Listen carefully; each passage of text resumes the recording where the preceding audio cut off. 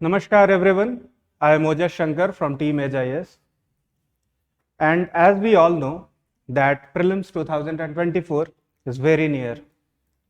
So we are starting a series of revision through multiple choice question. तो सबसे पहले हम लोगों ने डिसाइड किया है कि हम लोग थोड़े थोड़े से कंसेप्ट्स को समझते हुए मेजरली मल्टीपल चॉइस क्वेश्चंस पे फोकस करेंगे कि हमें उनको कैसे अप्रोच करना चाहिए, कैसे सॉल्व करना चाहिए, और उसी के थ्रू जो इंपॉर्टेंट टॉपिक्स जो हमें इंपॉर्टेंट लग रहे हैं उनको हम लोग यहाँ पे डिस्कस करेंगे। आपका ये काम होगा कि उस क्वेश्चन के आसपास की चीजें और बाकी जो भी चीजें यहाँ पे बताई जाए वो अपने एंड पे आप लोग रिसर्च कर ले। ठीक है, so now we will start with our first topic, which is advent of European in India and India on the eve of British conquest। ये आज का हमारा पहला टॉपिक है। ठीक है, सो क्वेश्चंस देखते हैं।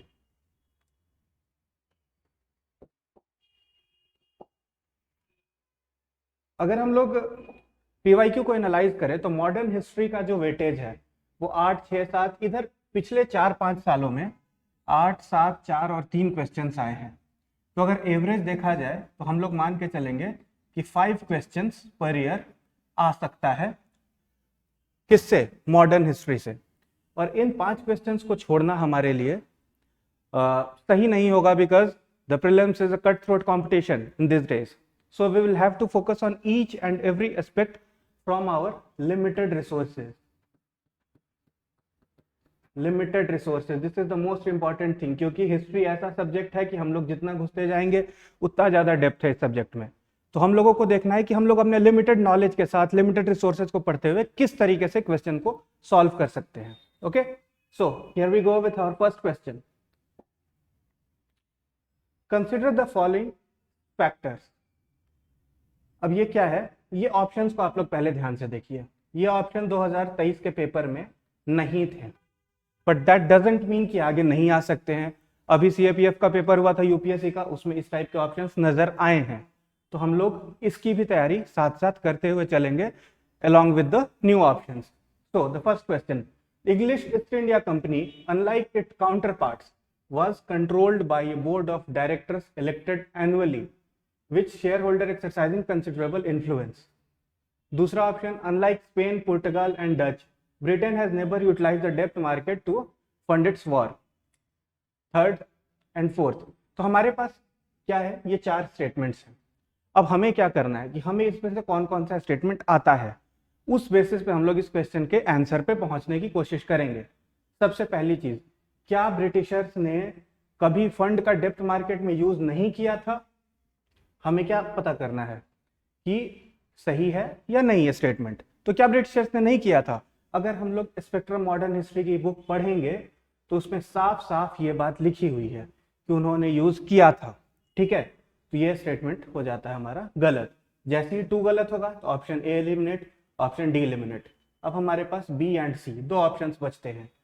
अब हमें क्या पढ़ना है? तो 1 और 4 तो ऐसे ही करेक्ट हो गया क्योंकि इन दोनों ऑप्शंस में है। तो अब हमें क्या करना है? यहाँ पे हम लोग फोकस करेंगे सिर्फ स्टेटमेंट नंबर 3 पे, अपना टाइम बचाना है हमें। ठीक है, third, unlike Spain, Portugal and Dutch, Britain displayed less zeal in spreading Christianity, and which is a true statement.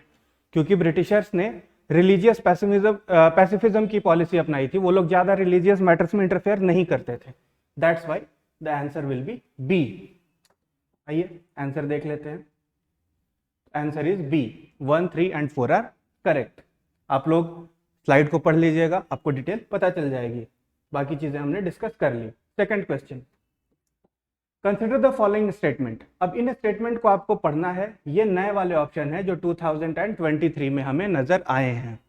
In options में सबसे बड़ी बात क्या हुई कि एलिमिनेशन हम लोग ढंग से लगा नहीं पा रहे थे।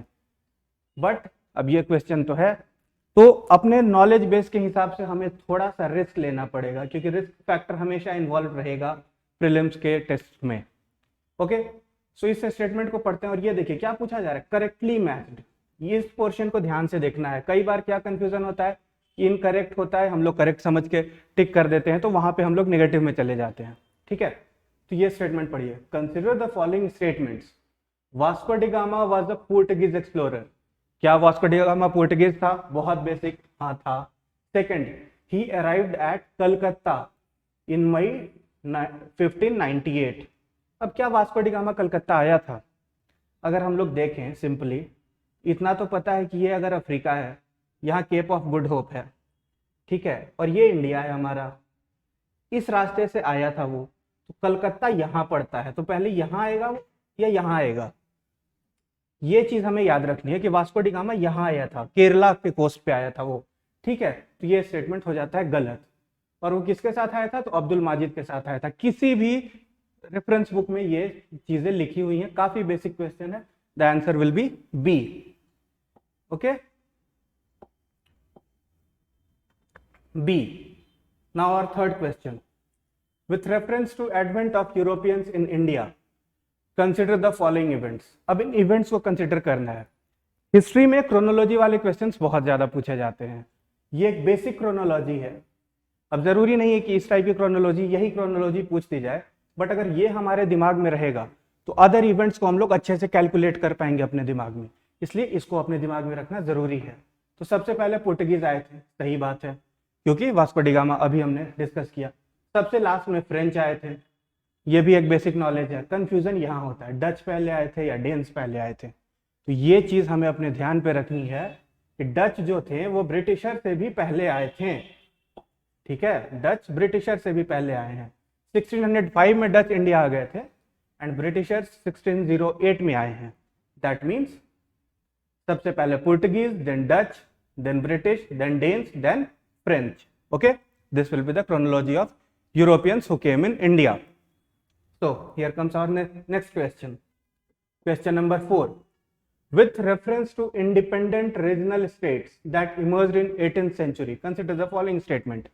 अब 18th century में बहुत सारे इंडिपेंडेंट स्टेट्स आए थे, जैसे अवध, हैदराबाद, ये सारे इंडिपेंडेंट हुए थे मुगल्स के कमजोर होने के बाद। तो उन्हीं पे ये क्वेश्चन है। तो Awadh was prosperous region, prosperous था, ऑब्वियसली प्रॉस्पेरस था। अलुवियल गंगा प्लेन पे था, जी हाँ बिल्कुल था, और मेन ट्रेड रूट पे भी था, नॉर्थ इंडिया और बंगाल के बीच में। अब दिमाग में मैप को रखना है, अगर ये है पोर्शन तो यहाँ पे ऑलमोस्ट अवध आता है, ये वाला पोर्शन हमारा अगर बंगाल है, ये पोर्शन अगर बंगाल है, अवध ये यूपी वाला पोर्शन, ठीक है। तो क्या ये नॉर्थ इंडिया और बंगाल के बीच एक ट्रेड रूट में आता है? जी हाँ बिल्कुल आता है, तो ये स्टेटमेंट हमारा करेक्ट हो जाता है, ठीक है। Second, Burhan ul Mulk was associated with independent state of Bengal. Bengal से क्या बुरहान उल मुल्क संबंधित था? ये आपको किसी भी बेसिक बुक में मिल जाएगा। The state of Hyderabad was constantly engaged in struggle against the Marathas to the west and with the independent Telugu warrior chiefs. क्या ये बात सही है? तो कोई भी जब आप बेसिक बुक्स पे ध्यान देंगे ना, तो ये सारी चीजें बेसिकली लिखी हुई हैं हर जगह पे, और 1 और 3 जो हमारा स्टेटमेंट था वो करेक्ट था कि हाँ अवध जो था वो उस रूट पे प्रेजेंट था जो हमने अभी मैप पे देखा, यहाँ पे अवध है और यहाँ पे बंगाल है, ठीक है। एंड थर्ड स्टेटमेंट जो है कि क्या था थर्ड स्टेटमेंट? हाँ, कि हैदराबाद जो था वो कॉन्स्टेंटली इंगेज था तेलुगुओं के साथ भी और मराठास के साथ भी, क्योंकि मराठास जब इन्फ्लुएंशियल होने लगे थे तो उन्होंने आसपास में अनेक्स करना शुरू किया था। सरदेश मुखी आया था टैक्स उनका, इसको एक बार रिवाइज करके देखिएगा, ठीक है।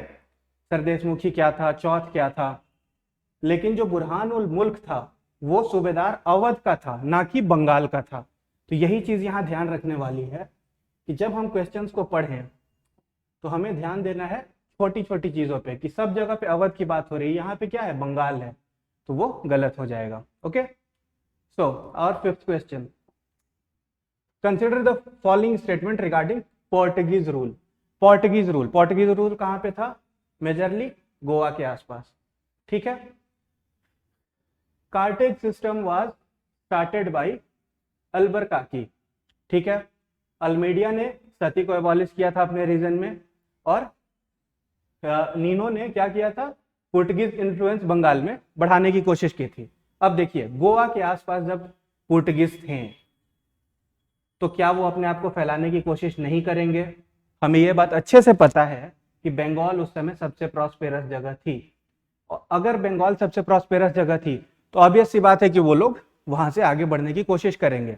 लेकिन कब करेंगे? जब वो यहाँ पे स्टेबल हो जाएंगे। और यहाँ पे स्टेबल कब हुए थे? वो नीनो के टाइम पे। तो थर्ड स्टेटमेंट हमारा करेक्ट स्टेटमेंट है। बट ये जो कार्टेज सिस्टम है, क्या ये अल्वर काकी ने लाया था? इसका दूसरा नाम क्या है? इसका दूसरा नाम है ब्लू वाटर पॉलिसी। ठीक है, तो क्या ब्लू वाटर पॉलिसी अल्वर काकी ने लाया था? जी नहीं, ये स्टेटमेंट को ऊपर नीचे कर दिया गया था। इसको आप ध्यान से समझिए कि अल्मीडिया ने ब्लू वाटर पॉलिसी, जिसको हम लोग कार्टेज सिस्टम कहते हैं, उसका इंट्रोडक्शन कराया था, और अल्वर काकी ने सती को एबॉलिश किया था। ठीक है, और जो नीनो था उसने बंगाल में इन्फ्लुएंस बढ़ाने की कोशिश करी थी। ओके, और नेक्स्ट क्वेश्चन, डिटेल्स आपको हमारे टेलीग्राम चैनल पे स्लाइड्स मिल जाएंगी, वहां से आप डिटेल्स चेक कर सकते हैं। Sixth question, consider the following statement regarding cause of decline of Mughal rule in India. अब Mughal rule in India decline कैसे हुआ था?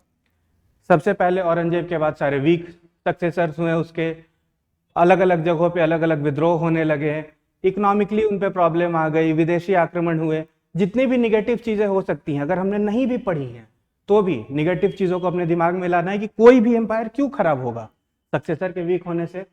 तो क्या है, हाँ भाई सक्सेसर वीक था, इसके बाद फॉरेन इन्वेजन्स हुए थे, बिल्कुल हुए थे, रीजनल पावर राइज किए थे, बिल्कुल किए थे, राजपूत राइज किए, जाट राइज किए, मराठा राइज किए, अवध, हैदराबाद सब आए। क्या औरंगजेब का ऑर्थोडॉक्स रूल भी रीजन था? तो बिल्कुल रीजन था। तो आंसर क्या हो जाएगा हमारा? All of the above. Okay, next question, the first quarter of 17th century in which of the following were the factory of English East India Company located? अब ये जो है ना, ये आपका बिल्कुल फैक्ट बेस्ड क्वेश्चन है। अगर आपको नहीं आता है तो आपको नहीं आता है, बट ये बिल्कुल सिंपल है कि इन दोनों जगहों का ना हमने ब्रिटिशर्स के साथ नाम बहुत बाद में सुना है, सबसे पहले यहाँ की बात होती है। बट अगर आपको ये चीज़ नहीं याद है तो आप इस टाइप के क्वेश्चंस को स्किप करिए, वहां पे आप सेफ रहेंगे, अदरवाइज यहाँ गलत होने के चांसेस बहुत ज़्यादा है। इसका आंसर ए हो जाएगा। ठीक है, answer is A. Now question number 8, with reference to Indian history consider the following statement. क्या है भाई स्टेटमेंट हमारा? The Dutch established their factories warehouses on the east coast of land granted by Gajapati ruler. क्या Gajapati ruler ने दिया था? दूसरी चीज, अल्वर काकी captured Goa from Bijapur sultanate. क्या इसने बीजापुर से कैप्चर किया था? And third, English East India Company established a factory at Madras on the plot of land leased by representative of Vijayanagara empire. अब ये जो है ये थोड़ा इन डेप्थ क्वेश्चन हो जाता है कि क्या ये सारी चीजें हुई थी उस टाइम पे? तो जी हमारा आंसर है बी। बी मतलब 2 and 3, first option is wrong. Gajapati rulers के द्वारा लैंड ग्रांट नहीं किया गया था। तो किसके द्वारा लैंड ग्रांट हुआ था भाई? First statement, one second. So first statement, Gajapati rulers जो थे वो 1540 में ही खत्म हो चुके थे, बट जो इनका डच ईस्ट इंडिया कंपनी का रूल था वो 1602 में ही आया था। तो हमारा फर्स्ट स्टेटमेंट इसलिए रॉन्ग हो जाता है। And second statement, Goa was easily taken over by अल्वर काकी। हमें पता है कि गोवा और उसके आसपास के रीजन पे ही पोर्टुगीज थे, और अल्मीडिया ने कोच्चि में पहले आया था, उसके बाद अल्वर काकी ने गोवा को अपने अंदर लिया था। तो second statement is correct, that's why our answer is B. Okay, so this was for now, and in next video we will be discussing expansion of British India। किस तरीके से ब्रिटिशर्स ने इंडिया पे कैप्चर किया, उनका annexation policies क्या क्या थी, और जो भी इंपॉर्टेंट वॉर्स हुए थे उस दौरान, मराठा वॉर हो गया, कर्नाटिक वॉर्स हो गए, हम लोग उनको डिस्कस करेंगे। So stay tuned with us and please subscribe our channel. Okay, thank you.